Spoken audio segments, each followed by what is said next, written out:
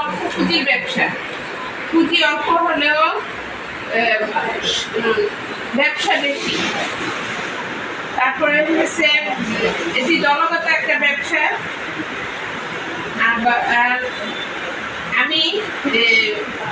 আমি মরে গেলেও আমার নমিনি যাই আছে সে এই ইনকামটা নিতে পারবে। আমি দেশে যে কোনো জায়গা থেকে ব্যবসাটা করতে পারবো। এই দলগত ব্যবসার মাধ্যমে আমি একজনের মানে কর্মসংস্থানের ব্যবস্থা করে দিতে পারবো। তারপরে আমি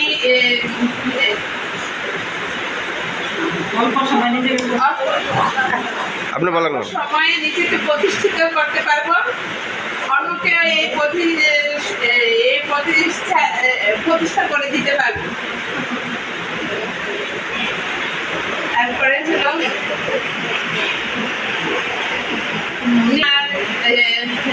মার্কেটিং এর মাধ্যমে আমি দেশে যে কোনো জায়গা থেকে এই ব্যবসাটা করতে পারি। এটা একবার বলছেন, এটি একটি সম্পর্ক তৈরির ব্যবসা।